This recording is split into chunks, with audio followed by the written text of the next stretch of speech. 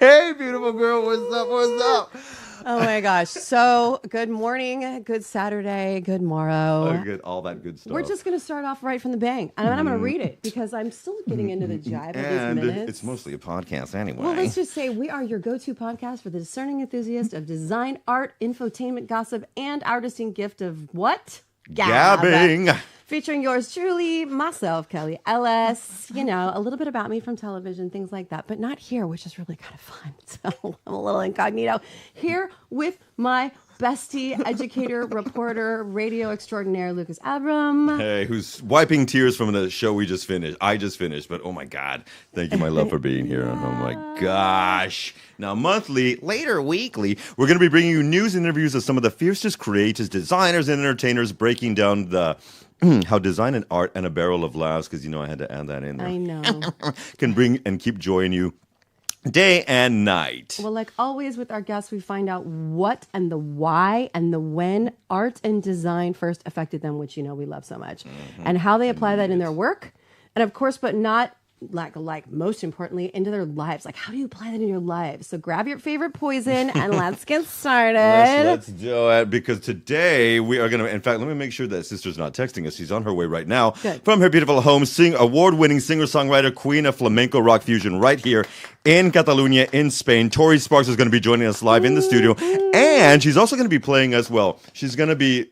My sound man, our beautiful sound man, is going to be playing some exclusive acoustic love later that she's just recorded. Yes. But let's get back to brass tacks, y'all, and get her going. Kels, I've got some weird-ass news to show. I'm sure you do. You always do. Every week, we're also, before we do our beautiful interviews with our lovely people, we'll be bringing you Lucas's Lair and Kelly's Corner. Now, today, normally we'd start with Kelly's Corner, but I've got some weird-ass crap to talk about. Can I? Do it. I'm going to do it now. Now, firstly, something strange happened yesterday on the way to the forum. The forum being my Caesar. building. Epa, somebody's in the studio. Will be joining us in just a second. Okay, so I'm taking care of business as I do, and I hear the bell ring. So I go, and my dog freaks out. His dog, do your babies freak out? At every bell ringing in the insane. building. Even the it's elevator great. sometimes. Yeah. It's great. So I go and I answer it, and it sounds like an older Latina lady. And she's like, I'm here, but no one's answering. I need to clean. Okay. So I said, pero no en mi casa, not in my house. Do you have to come up? And she said, no, senor, but they're not answering. So I just let her in. Okay, that's crazy. What happened? So I go downstairs to walk my dog an hour later, and the porter of our building has put up a sign saying, unless you know. Oh, no way. Unless you know. The person, do not let anyone in the building. 3 people just tried to break into a house. OMG, the housekeeping ruse. Get the hell out of here. Okay, so. Oh my God, it was me. You did it. Yeah, you did do it. Oh my God, you didn't say anything. You're like, I'm so sorry to everybody in my building. But I feel like I'm as the only North American. It's always he's the one. Oh, do you remember that Sex and the City when Samantha let that guy in? Yeah, that's what I. That's what you did. You let the guy in who was the perpetrator. perpetrator. But there were 3 of them. She said there were 3 people. Okay, so there is. See, the problem here is kind of the problem we now have in the States, right? Where you get your hand slapped for if you burgle under a certain amount of money, they get their hand slapped. They're back on the street. Yep. So that's all. Yesterday, here we're back in Kelly's Corner. Ding ding, Kelly's Corner. Ding ding. Okay, yesterday I am sitting in a nice cafe. Right? And I just decided like an idiot, and I never freaking do this, but I decided like an idiot to put my cute bag just hanging on the back of my seat. No. So, fortunately, I was celebrating a little late birthday thing with my friend. I give her a gift. I know she can't carry the gift, so I'm going to put the gift back in my bag and carry it while we go on a little walk and stuff. I go, don't worry about it. I'll stick it back in my bag. But for that gift sticking out and stuffing the top of my bag, I would have been burgled because I caught a man's hand in my purse yesterday in the middle of a crowded cafe. What? You caught him doing it? I caught him doing it. There you go. I got up, jumped up like a crazy American. I'm throwing around the lovely obscenities all over this place. Policia, policia. They take off running. I am now trying to check and see if I have everything while I'm chasing them down the street. This was yesterday. And I was like, and no one flinched. Nobody flinched. It's that common. So I send a note out to everybody because my family's coming here next month, right? And I send a note out to everybody. Gosh. I don't tell my mother that it's me. I just Yeah. say a friend because she'd totally freak out, right? And I just say, just tell everybody to wear your crossbodies, leave them on your body. Nobody's hanging things on the back of your chair. Nobody's letting people, strangers in the door. You got to be diligent. And my daughter says to me, who lives in Southern California, she goes, that would happen here, Mom. You can't leave your stuff anymore. Don't think it's just where you live. It's everywhere. Wow. So what does that say about the society we're turning into? Well, it's just the hand slap stuff. Yeah. Okay. One more law. Let's talk about laws. Let's talk about laws when we move back into the lair. So, because I prefer the corner, because now I'm going to talk about something, and I'm going to also give a mad shout out to Christine Schultz and M from That's Why We Drink podcast, because this is actually where I heard about this and looked it up. Them. Now, I love them. This is something that I was shocked to hear because it just stopped literally in between our birth years. Oh gosh, this is so embarrassing. 1867 for me and 1974 for you. Darling, 1984. I am 39. Again. Okay, not. From 1867, this is true also in England, but it started in California with San Francisco. Just God. saying. This You know your people. kills From me. 1867 to 1974, the United States had unsightly beggar ordinance called ugly laws. The ugly law. These laws targeted specifically the disabled and poor people, but specifically started as a law that was enshrined into the law of San Francisco It was just in overturned. 1867, and it took 110 years to overturn it, to stop it. During the end of the Nixon administration, of all things, like he did, You can't like, be ugly. I I think we should bring it back. I'm just saying. Ah, But I want to know okay. who the judges are. That's all. That's the thing. So you could not be deemed an ugly person I'd be on who the is street. diseased, maimed, mutilated, or deformed in any way. So if you bring an unsightly or disgusting object to public view, you would be arrested. Okay, well, this reminds me of my grandmother because my grandma used to love to people. She used to love to people watch, and she would just go, "People are just so ugly," and we would just laugh at my grandmother, who was not necessarily a walking beauty, but she would just giggle. She would just giggle to herself that people are just so ugly, and I just think of Graham, like, who's the judge? I don't know who the judge is. It's hilarious. Well, and that's the funny thing, because, sometimes our brothers and no. sisters from the other side of the pond are not always, I will always remember the big book of British smiles. And in 1729, England started this punishment. It was actually, we borrowed it from England, where sometimes where people with physical abilities were beaten and then taken away from Oh, that's public. terrible. So Ugh, that's ugly terrible. laws started to spread around like herpes or the Kardashians all over the United Was States. it because it would scare other people? Yes, but it really affected older women that they were deemed hags. Oh my gosh. And these were women who were probably in their 70s, 80s, 90s. Hey, we're embracing the hag culture these days. Come on, Amen. let's And go. someone would see them, oh, she's an ugly hag witch. And then they would be arrested Oh. for things as slight as limping. Oh my gosh. Now, what I just had a happened hip was- replacement. I'm the hag walking down the street with a limp. I know. She's a queen I walking down the don't. street. I don't. I had one though. I did, You and did. I felt ugly. Does that count? Well, no, I don't think you can. Kelly Ellis can't be ugly. No. But when you have a mini stroke and half your face is hanging down, you feel like Eric Stoltz from Mask.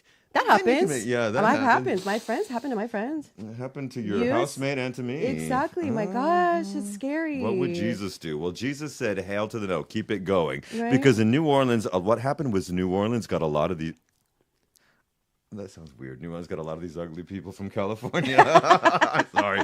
But a lot of people They during the probably think California that. Gold Rush never struck it rich. So they fell into depravity, which were then they deemed them as insane and pitiable public nuisances. So they would be arrested.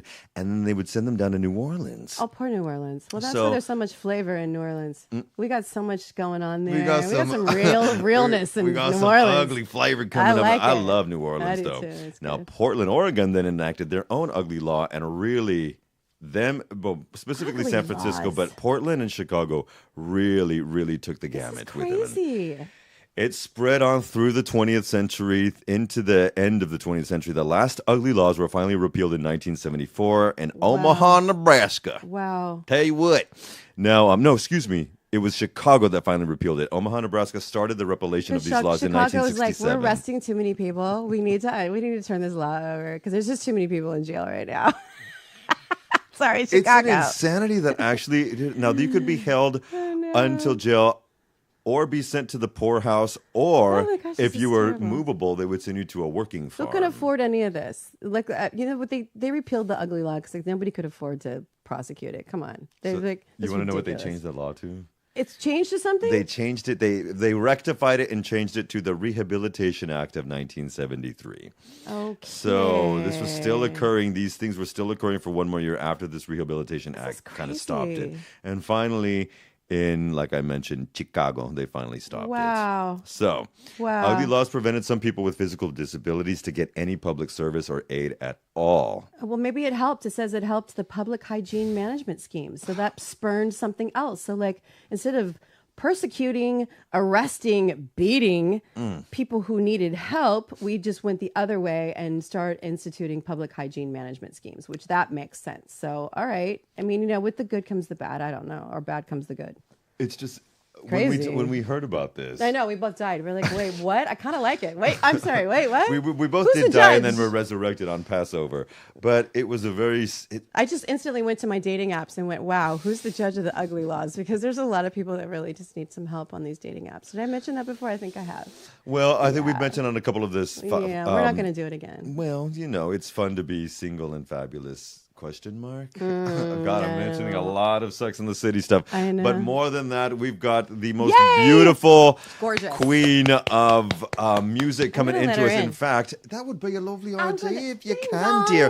Did you hear a ding dong? I heard a Ding ding dong, and thank God it wasn't that loud banging we were hearing before. But Lady Tori Sparks is joining us in the house, and in fact, she's going to be coming right around the corner when she comes. Now, remember, folks, you can also catch all of the good music of Tori Sparks wherever good music is sold and streamed. And look at her joining us in the Design Meets Live studio. Thank you so much for being here. Why are those there? Excuse me. Why are those wrapped around there? Here. And still. It's fine. Now- Technical difficulties is okay. Technical difficulties is just something we roll right through, but Lady Tori Sparks is joining us here on the Design Meets Live podcast. And thank you so much for being here today. You're welcome. I almost wasn't, eh? She Really? said the Metro kept shutting Yeah, I down. kept leaving you messages, which is totally, not useful because you're on the air. But I just wanted, in case you looked at your phone, to say, "Where is this woman?" No, the metro kept stopping. An alarm went off. They made us get off, change trains. Wow. It went that way. Yeah, so I don't know. It's happened on buses before, but wow. So I don't know what happened, but maybe because they were like, "That girl Tori's trying to get to that radio show. Let's mess with her." Yeah. So Well, thank you so much for being here on that radio show. Now, does anyone else think, now this is slightly off before we get off to our conversation, when those things happen, do you sometimes get concerned that it's like a jumper or someone's been pushed? Well, I don't. Usually, I just think Barcelona. For Christ's sake, you just make it complicated for no reason. I feel like every time you're late, the city demons are like, "Ha ha!"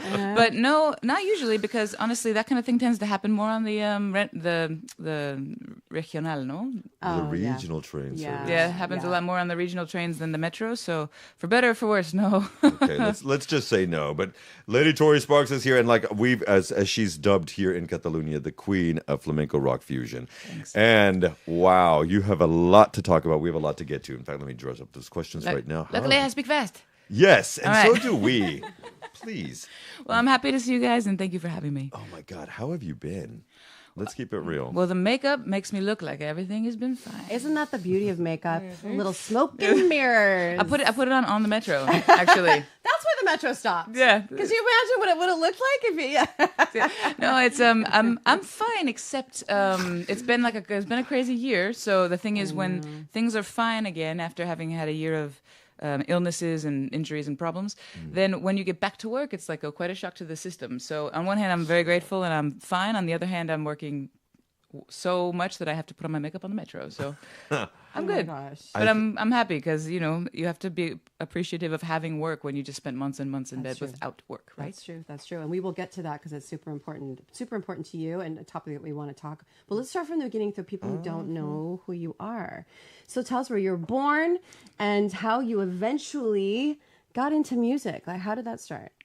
Actually, I was doing a coaching session yesterday because I do mentoring for other musicians sometimes. And this guy asked me, could you tell me about that, but depends. Could you tell me about it after our session? Because I think it's probably going to take the whole session. I was like, yeah, but Maybe. yeah, no. The short version is I was born in Chicago. My family moved around as Americans do. I know that people in Europe think it's super weird that we end up in like 7 different cities before we're 10 years old. But Yep. then. True. I ended up in Nashville because I had a record label offer me a deal there. That went badly because they were shysters, but not regular shysters like the music industry shyster, like worse than that shysters. So I got super mad at them and threatened them with lawsuits, and then went on tour by myself a lot and started a record label, made some records. But any routine can become a routine, even if it's touring the entire United States. So I eventually decided to move over here because I'd been touring a bit in Europe and I really liked it. And I thought about moving to Paris because I'd studied there when I was at university, but instead I moved to Barcelona because I'm an idiot and thought it's pretty much the same, which is not, because fiscal laws are completely different in Spain than in France when it comes to being an artist, which I didn't know, but I'm glad I didn't know because I ended up with this incredibly more difficult, fiscally speaking, life, but there's an amazing flamenco fusion project, which I wouldn't have found probably in Paris. So No. I've been lucky because this project here people here have been wonderful. It's not easy making a living as an artist in Spain or in Catalonia, but I do think that it was the right choice, and I'm lucky with regards to the people who are around me, because it's like it takes a village. You can't do this by yourself, It's amazing. I mean, you just went through so many big things. You're right. This could take a whole session. Yeah. Like, I just started a record label, like, and "Well, then I'm I paying for just that, kind so of can we went do it here. afterwards?" I'm like, wow, that's a lot. I mean, big things, not little things. Well, I appreciate it because a lot of the time I actually had a friend who has a band. They're not professional, they're semi-professional, so they have another job plus they do music. And I actually had him say to me, even though I've helped his band quite a bit because I want to, he's like, yeah, well, you have time to help us because you just sit at home and think about songs all day. And I was like, dude, you don't even know. I mean, there's so much work that goes into this, so thank you for recognizing Yes, that. it's a massive big deal, just that alone. Well, and then, all the adult stuff like taxes, mortgage, and making sure, and then you got to pay your people and you've got to do, and there's all these things. And there are setbacks. Right now, I was outside the studio waiting to be let in, leaving a message for a guy who's changing the dates of shows. And I mean, there are a million kind of plates to keep spinning, and it's harder and harder instead of being easier and easier since the pandemic, But if you choose this kind of life, you kind of have to stop getting so upset about it because it used to make me crazy how complicated it was and how much work everything was and all the problems, but you just eventually have to be like, all right, but you could go work at a bank, so shh. Do you feel like, well, I chose this, I have to do this? Well, in a way, lately, because I've been trying to find my way back to writing, which I've been doing finally after quite a while. And one thing that helps me write is to do weird art projects. Songwriting or Songwriting, Okay, okay. which I just hadn't been assumed, doing because I was too busy with promotion, right? So I've been doing these weird art projects because they help my brain get free. And I'm answering your question, I promise. One of them is some brass knuckles that I have. I don't know why. And I like it. and I painted them and I pasted words on them, and on the part that would hit you, it says you chose this life, and on the part that you're and the part you're holding, it says el amor al arte. No, so it's like you can't. If you have to do this, you like have that. to do it. Wow, I'm seeing some another project, everybody. You're going to see those in stores very soon. But speaking of the creative things, I think a lot of times, I'm so sorry, guys. I've got a frog in my throat. Yeah. It's cinnamon, actually, from that. Oh. I don't think sometimes our parents understand if they come from a very basic, I don't want to say basic, but they've run their own businesses and whatnot, but it had nothing to do with the creative scene. Oh, yeah. It's very difficult sometimes maybe your mom is a little better. Well, the only reason why than she's our parents. I'm better. not going to speak for us, but. No, but most artists have that problem, which is a huge problem, and I try not to underestimate the amount of support that my mom has given me, because if you have at least one person, like a critical person, if it's a parent, it's better because it's from the time you're young, but a parent, a partner, somebody who really supports you, it's priceless, because it's, from what I understand, most people's parents are like, that's my grandmother doing that to me. You need to go to law school. You need to do this. And my mom is like that because her mother was like that. Right. She just she's not a creative person in that sense. In other ways, yeah, but she just doesn't want to do what her mom did to her, honestly. Okay, that was me. Yeah. So you're going to law school, only child of a judge. And you did it. And And I went, and then I left, and I said, okay, I'm never doing that to my kids. which is great. Yeah. And then the upside is too, you can negotiate your own contracts Yes. now. That was the only class that I did really well in, and then I left. And that was it. But it was just that Makes good same sense. point, right? You do come from something, and you either embrace it or you completely reject it. You're like, I am not going to do Straight that up. to my kids. Right. And I've met your mother; she's so lovely, and she was at one of your shows. Well, everybody thinks she's my manager. They're like, your Yeah. manager's awesome, and she's just good with people, and she's been a huge influence. And I feel like a lot of people who don't have that, it makes all the horrible things that you have to deal with, truly terrible things sometimes when it comes to trying to make a living as an artist. It just makes it so much worse to know you have no one to help you if you need it. So that's been a huge deal. That's nice. You know, and Shout out to Mama. Yes, yeah, man. for sure. Yeah, that's great. When you think of those, speaking of mother, when you think of those formative years, was there a moment where you felt or that you knew, maybe an artist, album, concert, that, okay, yeah, I'm going to be doing this. I have to be creating my musical tales. See, that's interesting because when you were talking about law school, when I was in university, back when I didn't need to sleep so much, I guess, because I never slept like ever, and now I need to, and I hate it so much. It's such a waste of time. But I graduated with a degree in international business. So I used to think that all these other things that I did were just like a hobby, whereas other people think of music as the hobby. Music was what I was doing, music and theater at the time, actually. And then, studying business was like the thing I did on the side, And I think when it became necessary to choose when I was at the university and I was studying business and all these other random things and music and I got cast in a play, which at the university I was at was kind of a big deal because the drama and the film school were kind of a big deal. Mm-hmm. And I was a freshman and you weren't supposed to be cast as a freshman. You were supposed to wait. And Right. so, and the guy who cast me was like the theater professor guy. So, which sounds funny talking about that as an adult, but when you're at university, that's a big thing. So It was, yeah. But I had to say no because I had just started playing shows, and it was going to be either you stop playing shows for 6 months and do the play, or you say no, which is scandalous and awful, and you play at these biker bars and stuff. They weren't like big shows, but I just started doing it, and I thought, at 17, right? I'm like, this is what I have to do. And that was the kind of the decision-making moment, but that was harder than it sounds. You were so young, but now I understand the acumen that you have for business, because you ran through all of the things that you've done, and every one of those things are so big in and of itself. But now I know you've got the business background, so you've got, this is the rarity that I absolutely love about the people that we've had on so far that we talked to. There's a common thread. Not only that are they creatives, Multifaceted. yes, they have one foot on both sides, because you really kind of have to have that, don't you? Well, you do, unless you just happen to be one of the 1 in a million who had someone to do it for you. Like if your dad did, a lot of people, I very rarely see the husband doing it for the wife. I'm sure there's some, but it's very often the wife. That's why I think I should be a lesbian, because if I could get a wife to manage me, that would be awesome. It's so true. Because it's always like the woman behind the throne. You almost never see a guy, but occasionally, And Funny. She just went there. But sometimes if it's the guy, it's often the father. No, and so you see people who had someone or someone who just actually was discovered. It does happen, but it's one in. It's like winning the Powerball lottery, whatever the Christmas lottery thing here. Yeah. So, but unless you have that, you really have to you have to figure it out on your own, and you do need luck too. But if anything, talent. I feel like, but I feel like talent's almost been secondary, because I know so many people who are just as good as me. Maybe what I bring to the world in terms of artistically is different, because I believe every individual, that's the only thing you can bring these days, because everything's been done. You have to do your thing. No one else can do that.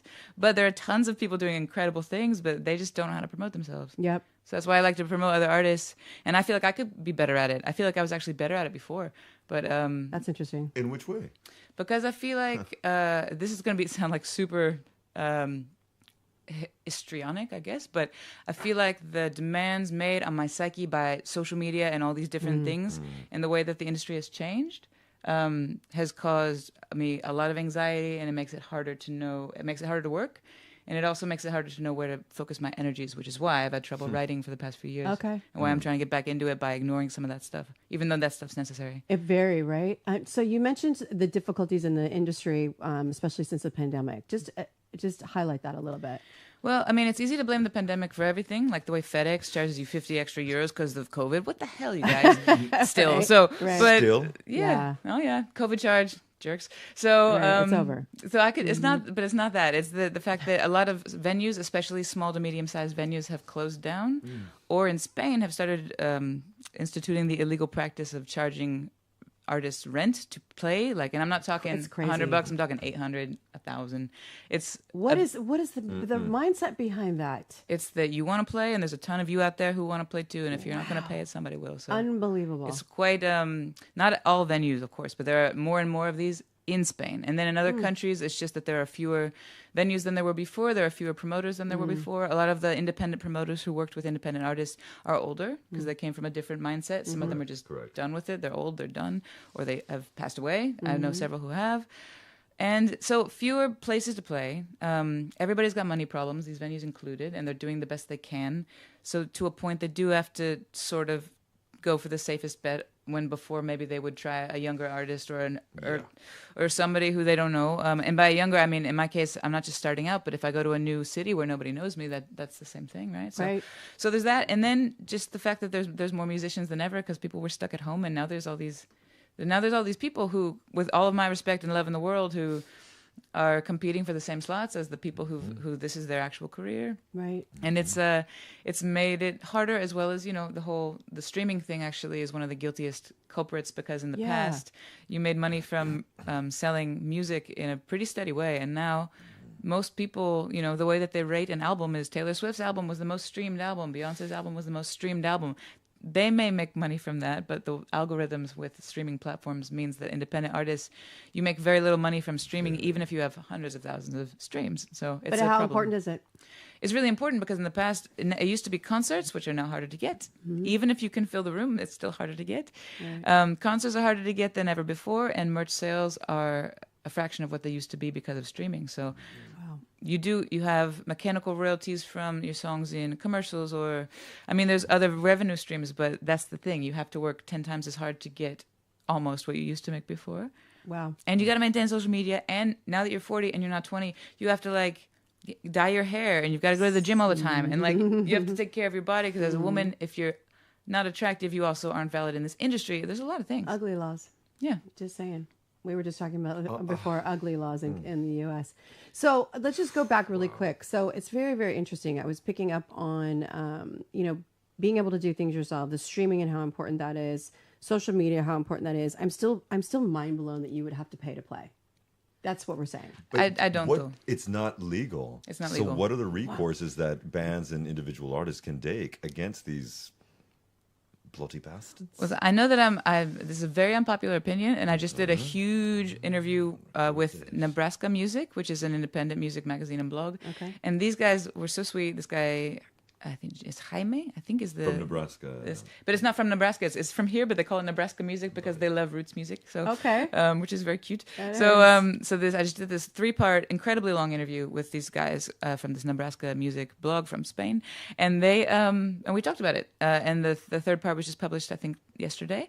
And there's a Real Decreto, like a law that was issued by the king in the year 1985. So when I was 2 years old, there was a law that was put in place in this country that says, that kind of lays out the legal framework for how you have to hire an artist if you are paying someone to play in your venue. Yeah. And under certain circumstances, you can rent a venue to someone, a promoter, an artist, if they want.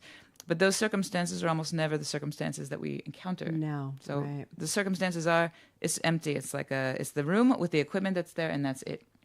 So I can rent out an empty venue, and I can put my people there, my security people, my sound guy. I can run the bar. I can make them money, and the proprietor makes the money from the rent. Okay. That's legal. And if I want to do that, I can. Right. But usually what someone does is a promoter does that, and then they hire the artist, because artists don't really have the infrastructure normally to do all that. Except you do. Well, that's why my hair's falling out, but yes. But the thing is that with a lot of these venues, if they have people working for them already, like bartenders that are dado de alta, that are legally on the books, like the door guy, like the girl who takes the coats, right? People who clean up after the show. If they've got employees working, then legally they are supposed to also put the musicians on the books, because whoever is taking care of all the production of the event is the is the promoter of the event, according Right. to the law. Right. When there's a third party who's like, the project or one of these companies that books festivals and things and puts you in there, it's even clearer that this is the third party, this is the promoter, this person has to put you on the books. However, a lot of venues, when there's not a third party promoter, they argue that, well, it's not my gig, it's your gig, you're the promoter. Oh, wow. And you say, no, I'm not, according to the law, I'm not. And they say, well, don't play. Okay, that's it. And this has to do with presenting a factura too, not just the rental thing. So you're not supposed to have to present a factura at all. They're supposed to put you on the books. And then on top of that, they try to rent out the venue because they just know they can. It's supply and demand. And so, and when you say to a promoter, third party promoter, or you say to a festival, or you say to a venue, that's not legal. Or just even if you're nice about it and you're like, hey guys, they're like, pues lo siento. Sorry. So, Wow. as a result, I only play at places that don't do that. And I have to admit and come clean that there are places we play that do that to other people. And I'm not sure why they give us favored nation status, but Because you know the law, probably. I mean, I can imagine if you bring it up that there's probably a lot. Like we said, the artists that are not walking on both sides. They don't have the business acumen. They don't understand the law. They just want to play. Well, yeah, right? and they will. And some people who aren't, why is it harder to get gigs? Because, again, with all my respect towards people who aren't trying to do anything wrong to us, these people who have made our livings from this, but people who have another job and can afford to pay. Right. And some of us can't. The thing is, what can artists do to change this? Well, I used to be, I still am a part of it, just not as involved as I used to be. I used to be the secretary for the Musicians Union here. And, for example, the theater companies here in Spain have a very strong union. The Musicians Union is super weak because most musicians are like, bueno, when you guys figure out something, you let me know and maybe I'll join. Right. Instead of being proactive, they're afraid to go head to head with these promoters. Wow. I don't rock the boat as much as I would like to, but I have lost gigs from telling people about this. You have to stand up for yourself. You can't be a part of the problem. Wow. Yeah. There you go. I feel like starting a union right now. Yeah. And honestly, you surprised me with the theater comment because Yeah, I that's feel like true, there's the English in theater. English theater should be part of that, and I don't think they are. But Oh, they should be. That's just another thing. Let's going back to real talk that we love to do here on Design Meets Life, because that's the whole idea. Actually, is how you've designed your life to do that. You've overcome, and we mentioned that briefly about 20, 30 minutes ago. Some rather dramatic issues over the last few months. Yeah. Now, specifically as a solo singer-songwriter, you had to find physical ailments and stuff, but you also made mention of, can we do a little bit of a focus on artist health, mental health, not just physical health, but specifically mental and emotional health? Yeah. How important for artists, and to be more direct, female artists in rock, because this is also the element that you both mentioned about you have to look like this, you have to do. How would you explain that and talk about that mental health, please? Well, in my case, it came from having had an injury to my vocal cords plus COVID, which made me out of commission for about 8 months. And then on top of that, once you're back, you're not 100%. I'm still recovering, actually. But it's during the pandemic, for example, everybody was going through this bad stuff kind of together, When you're going through it alone, not to complain, but it was much harder psychologically because I do have people who depend on me, not 100% for their living, but the band, the promoters and people I work with, I felt like I didn't want to let these people down. I didn't want to cancel the shows we had. Plus, it's my living. Plus, it's just quite disturbing when you can't even, fold the laundry and hum a tune. You can't speak. You can't call your mother, So this was the worst year of my life I've ever had as an adult because of that. And I also was going through a breakup at the time with a guy who turned out to be an actual Nazi. So that's always really fun. Oh, so, good times. Yeah, right. I picked the best ones ever. Oh, that's great. I'm going to do a concept album called It's No Longer 1942. Wow. So it was all kind of all at the same time. And I mean, physical difficulties as an artist. I mean, you're sick when you're on the road. You play through it and stuff. But this was pretty severe. I was in bed for a long time. I've gone to tons of doctors, tons of therapists. I mean, like physical therapists to get better. And I had a bunch of these doctors telling me that it's all in your head, you're crazy, and women are hysterical. Until okay, I would lose my mind. one of them was a woman. I was just going to say, and it's not always male doctors that do that. It's sometimes women who you think would know better, or at least give you some deference or some kind of understanding, or at least throw the hormones at you, something. Yeah. No, she said, you know how we are. I was like, really? Wow. She said that. Yeah, she's like, well, sometimes we overreact to things. I'm like, maybe you used to be an opera singer and you guys have a reputation. I have to keep my shit together. Thank you. Okay, Mariah. Wow, right? I don't know her. So, yeah. I don't know her. Yeah. But the thing is that, so all this stuff is harder than it sounds, because you have people telling you that you're crazy, you have a physical issue, you're physically sick, and you're doing the best that you can.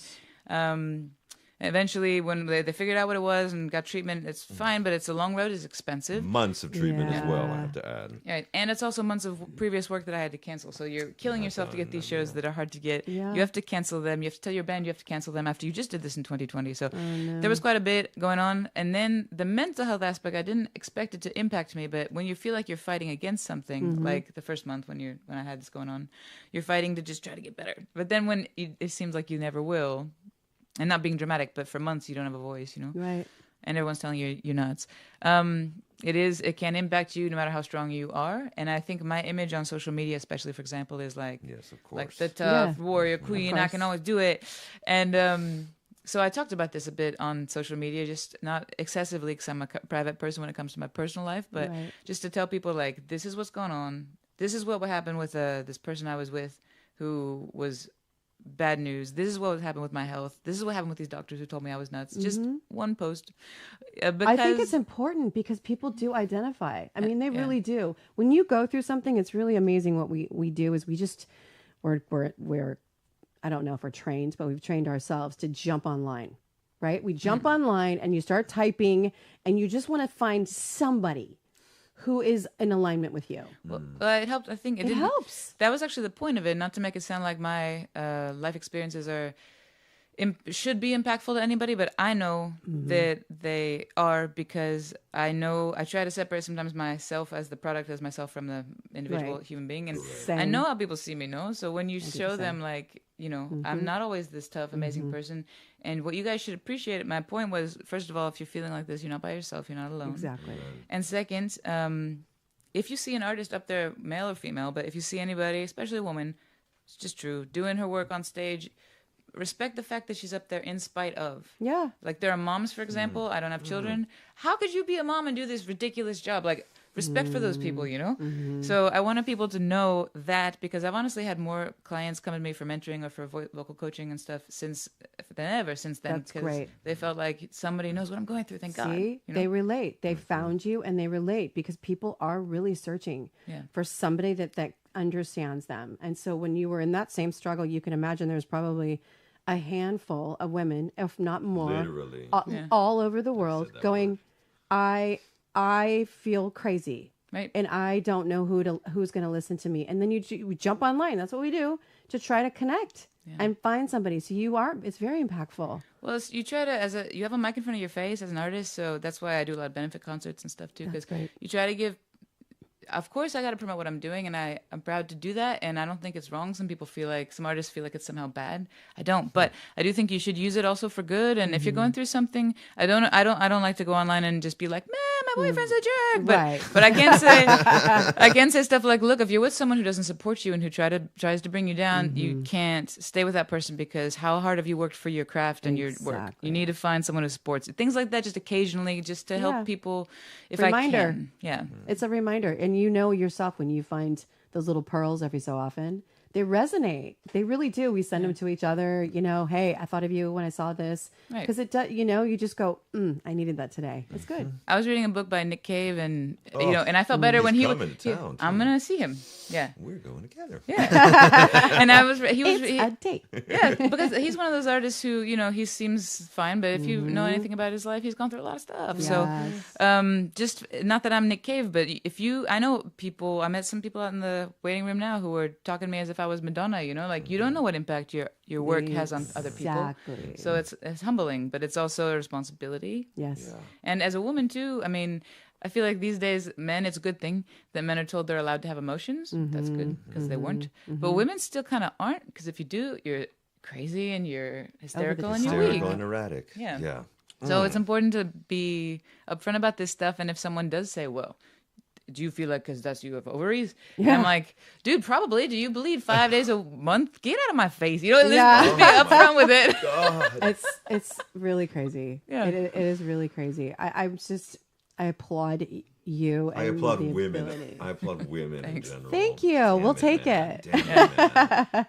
It's insane. And it's not even about, well, I'm an ally. Get the fuck over yourself. You just are a part of. Well, but the thing is that it's not trying to make women into superheroes, but the thing is that you just look at what most women have to go up against in the professional world.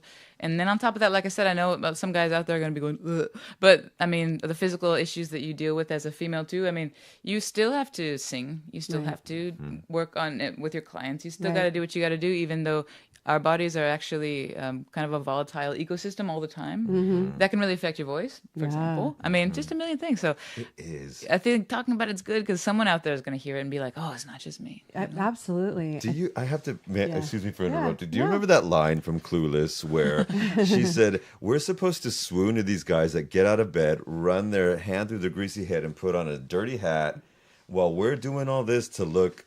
Do you remember that line? Yeah. Because I remember that, and I feel that way sometimes when I get out and I walk out Phuket and I see a queen and I see what's next to her. He's probably nice though. Like you find like Okay, let's say that. I like that. But you I like like that. the guys who are like sorry to sound like superficial, but you find if a beautiful woman with like a short, fat, ugly dude, he's probably sweet or It's rich. probably great. Yeah, exactly. I'm gonna go with a ridge part, but I'm actually going with the sweet these days. Hey, man. Yeah, we've had this conversation. Saposexuality. That's me. I'm not mad. because I'm not mad. it's finding a guy who's not intimidated, which has been my problem constantly in my professional and personal relationships, but especially personal. You find these guys who they meet you on stage, they see you as this, Yep. and I'm just doing my job, but they see you like way up above them on a pedestal, okay, Yep. and then they think they should ask you out for whatever reason, and then you say yes, and then they're all like, oh my god, but you're like that, you're that rock star person. You're like, dude, were you not at that show?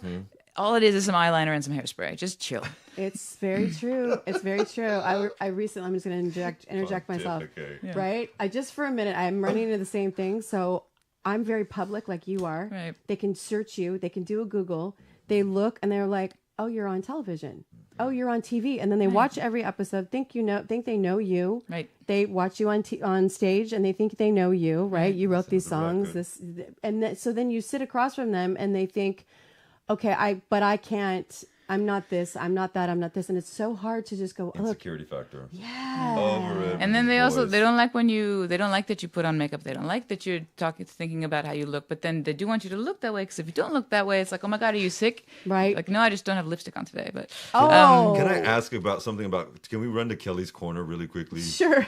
Ding, ding. Because something happened to her a week or two ago where you went on a surprise eventual date and then someone Yes. told you something at the very end of the night that was like, ask her. It was so annoying. Okay, It so was right with what you said. maybe because it was triggering because it's a topic, right? But I met like I said, I was going to have a glass of wine with somebody that I had met online and he comes from the States. So I thought, oh, this will be a fun conversation. So we meet and it turns into like hours. And then I meet his kids and then his friends are there and everybody's in town. Sucada. Right? I know your face. So no, but meeting the kids on the first Big date deal. is a big deal. they're 28, 29, 30. They're Okay, they're but still. adults. They're adults. Exactly. He's like, my kids are here. You want to meet him? I was like, okay. All right. Weird. Like thinking nothing about it. Right. Right. He was actually a really great person. Fast forward. The end of the date, he's like, oh, I love your look and your vibe. You're so hip and cool. I watched his show. He literally Googled me in the bathroom. Extravagant Spaces, season 2 coming up soon, by the way. Ole, ole. He comes out later and he's talking to me. He goes, but you know what? You would just look so much better if you let your hair grow. Stuff like that, though, I feel like I've had male friends too say stuff like that to me, and they think they're helping you. You know, like, oh, you look really tired in that one Instagram post. What you shouldn't wear your hair like that. You shouldn't. You know, I like it much better when you wear that one kind of eyeliner. They think they're helping you, but what it is it's espectacularmente condescending. You know, Unbelievable. and controlling, and they don't mean it like that. But I don't care if you don't mean it like that. It still is. No one asked you. And no one asked him, and he loves everything about you, Yeah. but that's a big deal to him. What? And I said to him, I said, that would be Yeah. like me saying to you, I really love a man bun. So if you could just grow it out and, do a man, and he would look at me like I was absolutely insane. I'm going to grow one right now. Yeah, right. No, but really. Yeah. And you said, ask your daughter. I did, because I had met his daughter that night. I said, you know what? I just want you right now. I just want you to ask your daughter what she would think of that comment.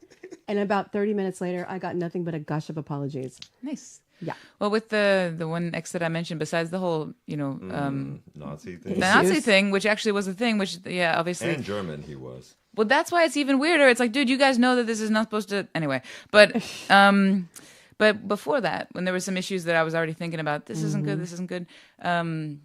He ran a club that I used to play at in Germany, and he loved what I did. He loved my art. He even told me I used to fight with my ex-girlfriends because I would talk about you too much. I'm like, well, that's weird.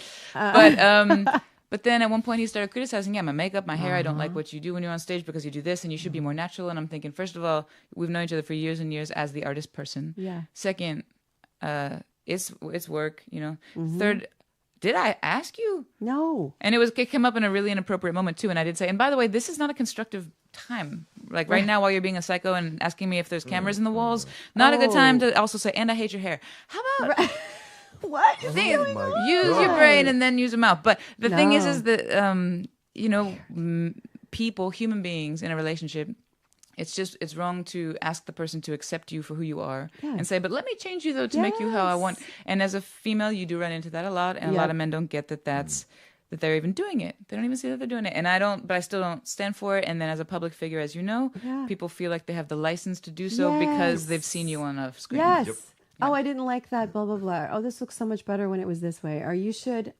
I don't think that this was a forum for this conversation. And why do human beings in general, why is it always, I don't like that jacket, I like, why is it not, on episode 3, I really love that one thing. How about on episode 5, that was cool. Why do people generally focus on what they don't like anyway? Just be constructive. My mom used to say, if I want your opinion, I'll beat it out of you. Wow. Hello. I'm going to start saying that to my boy. It's a great line to use. Use it with your kids, children. Well, that tells me that whoever you're with, won't give it freely. So that's okay. I'm totally okay with that. I tell that to my dad all the time. Jeez. Now, this is a straight up a necessity of a Kelly question. It is right here. Yeah. So this is poignant. This is a big deal for me. Design psychology, I absolutely love. I'm always so interested, and people are interested in general. Kind of why the shows are so popular when we tour people's homes and we get to see how they live and see what makes them tick. But I love talking and asking creatives, like, what part of your home is your most inspirational? Where's the place where you go, okay, I need to go write. I need to be open. I need to open up my mind. Where is that space? What does it look like? See, it's kind of weird because it depends on the day. My whole house is a very specific space, and that's why this sounds really, really odd, but I don't really invite many people to my home because it's the only space that it's not about control, like it's the only space that is mine, but it's about it's a sacred space to me. Yes. Even though I'm not a religious person, but that's to me like that's an important space. So if you're in my home, it's an important thing that you're there. So the way my house is an actual house, and it's set up in a pretty specific way. And downstairs is like the terraza, the terrace with the plants and the art on the walls and the sofa and all the books and things. And then upstairs, then there's a level with the bedroom and the guest room. And then there's the upstairs, which is the office, which has light on all 4 sides and all the music stuff and all the awards or articles and things like the Eagle Room. And the thing is, because I'm working all the time up there, that's where my office is, and that's where I do the coaching sessions from and stuff. There's lots of times that I'm there anyway, and because I have all the music stuff around me anyway, that's where I often get ideas and end up working. But downstairs is a much more relaxed environment, so if I'm feeling like I can't become in that, I can't put myself in that mode that I need to be creative, I'll actually go downstairs and take a book or something out on the terrace, and I have a guitar downstairs on purpose so that hopefully to get the juices flowing. And because if you're in the workspace, because I also do the booking and the promotion, all that stuff in that office, sometimes that gets in the way a lot. That's right, because you're going left brain, right brain in the same space. Sometimes it's hard to switch, isn't it? So that's been difficult for me sometimes because I have so much time that's invested mostly in that. So to try to like dig my way out of that is harder and harder. So it really helps to have the 2 separate spaces. And all the art on the walls is all independent artists, and all the books that I have are people that I admire, that I am inspired by. So it's Great selection of it's books, good. I have to say. So it's kind of like just giving yourself the opportunity not to think for 2 seconds about how am I going to promote this, and just be a musician like you used to be, you know? Exactly. How do you find reading to be inspiring? What is it about it? Is it because you're doing a different headspace? You're in someone else's head when you're reading? How does that work? Well, first of all, the only two ways that I can get my brain to turn off, because I feel like I have so much to think about, you know, when it comes to all this stuff. Plus, I'm still, you know, in my case, with doctors and therapies and things and stuff these days, right? So busy. So reading or just watching a movie or Netflix or something are the only two ways to get my brain off of my own stuff. Because even when I sleep, I have dreams about work and stuff. So watching Netflix or watching a movie can also be inspiring, and but it's more about zoning out. Yep. Okay. Whereas reading is more about activating your imagination, and it's usually the way that someone uses words, not only the story, because you can tell a story a million ways.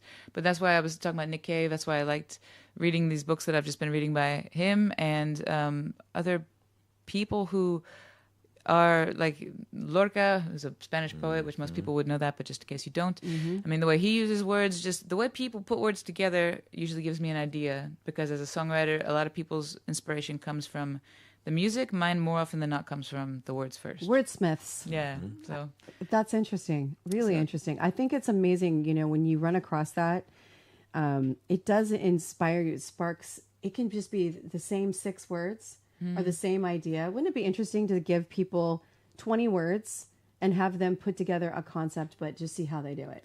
Well, Just it'd be to see different. how they put together that same. Convey this, here's your words, and just see what different people do. Well, that's why, you know, I also, of course, listening to new music can also be very inspiring, but words in and of themselves, it's such a personal thing. Everybody's got their own voice when you sing. They've got their own sound when they play guitar. Many people who are truly great artists, if they're a piano player, you can tell who that is playing. It's Right. it's a personal stamp. But with words, it's different, because you can say the same things like "I love you," "I hate you," "I'm sad." How many songs are about that stuff? And somebody like Tom Waits, for example, who I love, has a really interesting mix of metaphor and literalism, if that's even a word. You know, and it's those people. They say something that everybody's felt in a way that no one's ever said before, and That's great. it's like cleansing my palate, you know. I'm like, oh, this is great. I want to go be a musician like I thought I was being, but no, I've just been being a Facebook artist for the past 5 years. you Yeah, know? that's interesting. Well, we talked about this really quickly. I just want to kind of go back to that. You just said being a Facebook artist, but how do you balance the public social, you know, online presence as a performer with the live? Like, which is one feed the other? Do you look at it as a vehicle to get people to see you live? The most important part is live, but then when you show live online, you know, it's like it's a circle. It's kind of a Exactly. circle. How do you do that? A hoop that never ends. Yeah. Well, it's super useful. I mean, that's why I'm not trying to knock it, because it does help me stay in contact with fans that I haven't seen for years. It helps new people discover us, what we do.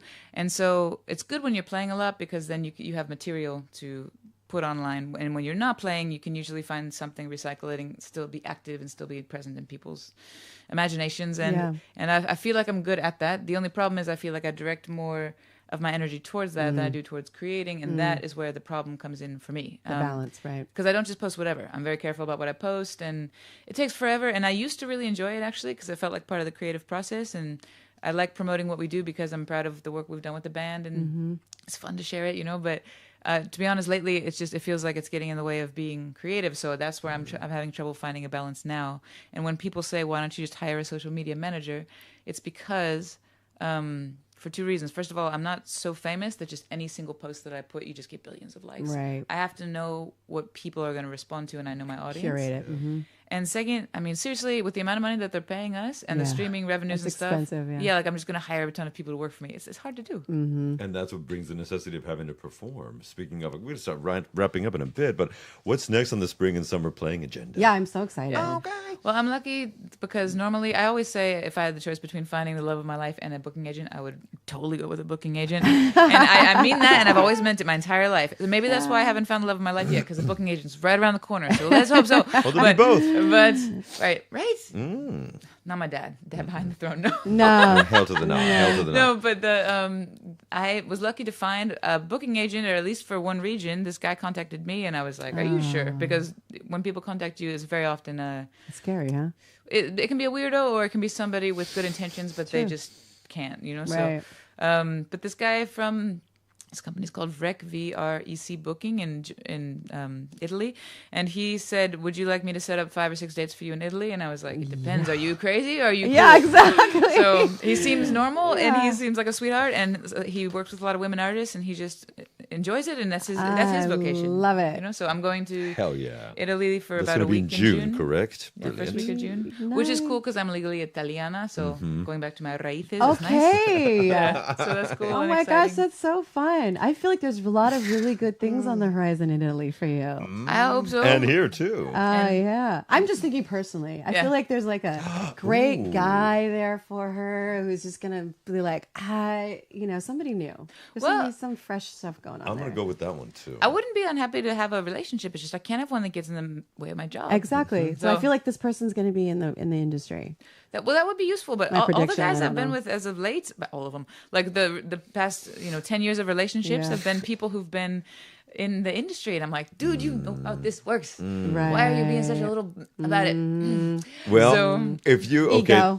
the last question that might tie into that, Mm-hmm. to refrain maybe to stop her from doing this, but what would you tell your 15, 16-year-old self about the pursuing of your creative ambitions? Well, first of all, that would be difficult because I'd have to know that the pandemic was happening. I have to know that all these, the streaming thing, for example, changed the industry so much, and I never would have seen. Nobody saw that coming. So, I guess the only thing I would change, which if I could, I would. People say don't have regrets, but I do have one regret, and it continues to be a present day regret that I still have not 100% have a handle on. It's just I wish there was a way to not get so stressed out about certain things because it is pointless. But we still do. And like right now this summer, I have this tour in Italy. I have a couple of, we're playing the Festival de Gracia here. I have a couple of little festivals and shows around Spain and Catalonia. Okay. But I don't have enough shows set up because I do my own booking and I've been sick in bed for months. And then I had these 3 major shows in March. And then I had a couple of shows in April. And I've had huge things. I've had to go from 0 to 150% all of a sudden, which has been fantastic. And we were on national television. We were in the newspaper. We were on the... And I'm so lucky and I'm so grateful. But doing it all on your own. It's hard, yeah. So as a result, I don't have enough shows set up for summer yet. So I'm freaking out about it. But I wish I could tell my 15-year-old self and my 40-year-old self, will you just chill? Because it's not going to do anything. All it means is that you have to take diazepam sometimes. Stop, But it's very difficult when you have to keep all the plates spinning to like just chill about it because they're going to fall. Yeah. But- I think this new promotion's really going to be good. I have very hope good so. feelings about it, but you're so talented. Thank you. But stuff like this, for example, coming and talking to you guys helps because one thing I wish that more artists understood was that, and I don't mean to sound superior, but this is one thing I've always believed and has served me really well, is that this is not a small opportunity because you guys are both established people, but any opportunity like to come to speak on the radio, if it's big or small, if it's local, like I was just at the local radio in Sanz that I think nobody listens to, but I don't care. Like you do every opportunity as long as you can and as long as you want to and as long as it fits with your career plans, no? Don't say no to a small club. If they don't pay you anything, then of course, defend your business. But if you're like, oh, that place is too small. Oh, that radio station is too small. Being here with you guys is an opportunity. Being at a small club is an opportunity. Being at a big club is an opportunity. People will see you. You will get fans. You will get opportunities from working. So work, and don't be like precious about it. And don't be like certain friends of mine who refuse to play because that place is not teatro. It's like, you're all right. So what are you doing then? You're staying at home watching Netflix. Exactly. Wouldn't you? Are we going to play a little clip after we wrap We up? are actually going to outro with this. So we're actually going to play Penny on a Rail, which is an acoustic love jam that you sent us. Thank you for doing that.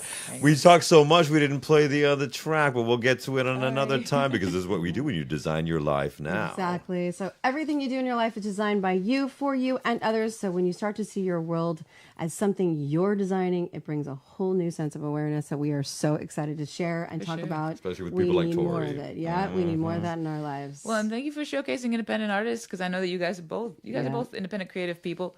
paying it forward, showcasing other creative people. Super cool. So thank you. Thank you. Super cool to have Tori. Yes. Lady Kelly, thank you, my love, for being here with Always. me today. Thank you for Yes. letting me be with you today. And folks, whatever you do, remember, be good to yourself, be good to other people. We will catch you on the flip side in another week or two or month, as we'll be doing this all the time. And remember, you can catch Tori Sparks where all good music is streamed, and in Italy starting in June as well. That's right. And your social handle. It's just my name, Tori, is Tori. We like the eyes. Some people spell them wrong anyway. I don't know That's why. right. So Tori and then Sparks, like Sparks. No, Tori Sparks. You look it up. I'm unfortunately or fortunately everywhere. Everywhere. Tori with a big star on the top of the eye. And That's right. Penny on a Rail. This is Lady Tori Sparks with Penny on a Rail. We'll see you in a few weeks. Bye, everybody. Bye, thank you.